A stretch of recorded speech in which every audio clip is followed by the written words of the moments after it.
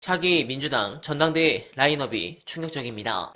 민주당 전대 예상, 당대표 정청래, 김민서, 송영길, 김용민, 최고위원 백혜련, 김용호, 최민희, 민병덕, 박성준, 문정복, 이성윤, 한민수, 노종면, 정진욱, 이건태, 김용, 김남희, 전현희, 정민철, 김용만 이란 그림입니다. 제 눈에는 김용민 의원이 당대표에 출마하는 것과 김용전 부원장의 최고위원 출마가 눈에 들어오는데 해당 부분은 오늘자 이 보도에서도 자세하게 나옵니다. 민주당 핵심 관계자는 친명계 내에선 김용전 민주연구원 부원장 조작기소 국정조사 특별위원회 간사를 지낸 박성준 의원과 이건태 의원, 현 경기도 당위원장인 김승원 의원이 최고위원 후보군으로 꼽힌다며 또 원외에서는 공개적으로 반청을 표명한 김용로 전남지사가 출마할 가능성도 거론된다고 했습니다. 그러면서 친청계 내에선 정청래 지도부에서 당대표 비서실장을 맡은 한민수 의원, 현 최고위원인 이성윤 의원, 민원실장을 맡았던 이모경 의원,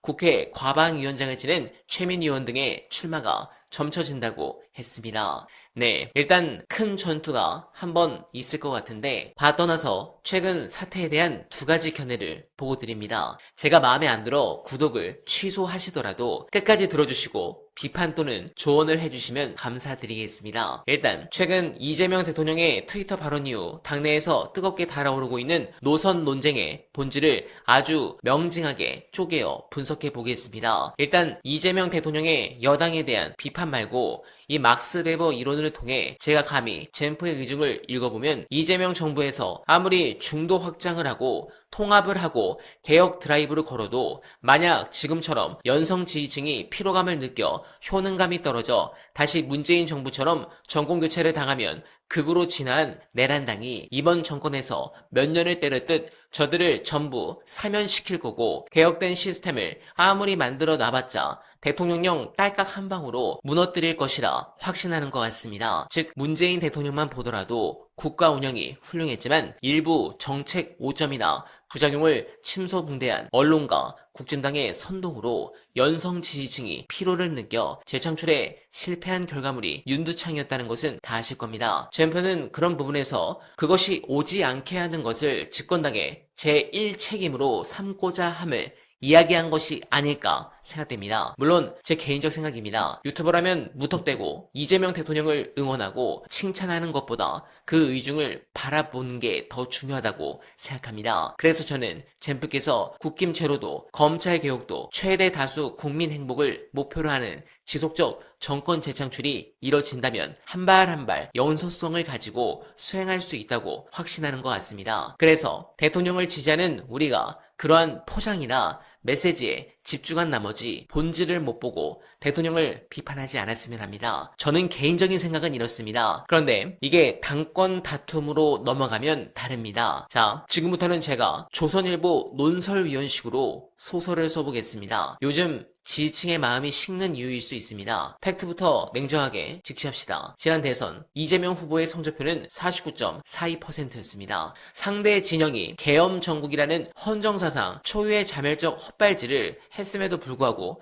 단독 과반조차 넘기지 못한 아슬아슬한 승리였습니다. 이것이 무엇을 의미합니까? 민심의 가장 깊은 바닥에는 이재명이라는 리더십 자체를 거부하는 강고한 비토층이 콘크리트처럼 깔려있다는 명백한 방증입니다. 이재명 대통령 본인도 이 서늘한 데이터를 누구보다 잘 알고 있습니다. 보통의 정치인이라면 이 비토층을 허물기 위해 중도 확장성의 사활을 걸었겠지만 그의 선택은 정반대였습니다. 외연을 넓히는 대신 자신이 흔들릴 때 절대 배신하지 않을 확고한 방어 기지를 내부에 구축하는 쪽을 택했습니다. 이재명이라는 정치인에게 수십 년 역사를 가진 민주당은 버릴 수 없는 거대한 자산입니다. 굳이 리스크를 감수하며 신당을 차릴 이유가 없죠. 자금, 조직, 그리고 호남이라는 역사적 전통성의 껍데기는 고스란히 둔 채 내부의 장기만 자신의 직계로 완벽히 교체해버리면 그만입니다. 이 영리한 가두리 양식장 속에서 전통 여권 유권자들은 아무리 마음에 안 들어도 보수 정권을 막으려면 어쩔 수 없이 민주당을 찍어야 한다는 상황도 젠프는 누구보다 잘 알고 있습니다. 그런 부분에서 최근 당내 권력 재편 과정은 젠프의 의중이 아주 노골적으로 나타나고 있습니다. 다가오는 8월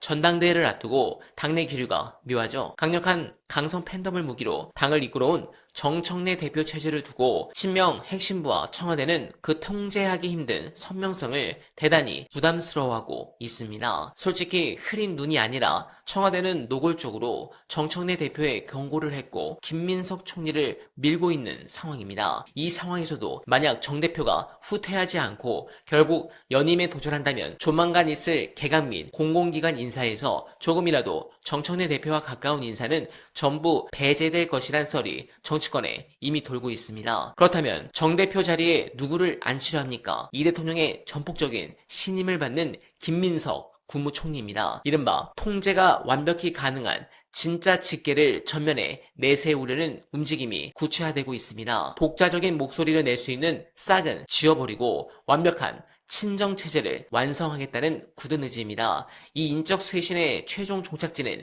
결국 차기 총선의 공천권입니다. 이를 통해 퇴임 후까지 이어지는 난공불락의 사법 방어벽을 완성하겠다는 대단히 차갑고도 사적인 계산이 깔려 있습니다. 제가 가장 참담함을 느끼는 대목은 외곽 세력을 관리하는 방식입니다. 이것은 친여, 뉴미디어 세력 전체를 향해 쏘아올린 대단히 명확한 신호라고 저는 봅니다. 나를 향해 충성하면 자리가 있다. 정권 방어에 앞장서면 제도권 안으로 꽂아주겠다. 결국 스피커들을 설득하는 게 아니라 먹이를 주어 길들이는 겁니다. 비판적 지식인을 양성하는 것이 아니라 친위 스피커들을 제도권의 권력으로 사육하는 것이죠. 그러니 그들은 앞다투어 스피커의 볼륨을 최대로 키우고 더 거칠고 강한 언어로 충성 경쟁을 벌일 수밖에 없습니다. 방송 한 번이 공공기관 자리와 위원회 명함으로 교환되는 이 구조는 건강한 여론 생태계가 아니라 그저 끔찍한 정치적 사육장일 뿐입니다. 국민이 진정으로 원했던 것은 국가 시스템의 개혁이지 친위 유튜버들의 밥그릇 챙겨주기가 아닙니다. 여러분, 당장의 안위를 지키기 위해 선택한 이 민주당의 숙주화와 외곽 세력의 사육장화는 당장은 외부의 공격을 막아내는 콘크리트 선벽처럼 보일 것입니다. 하지만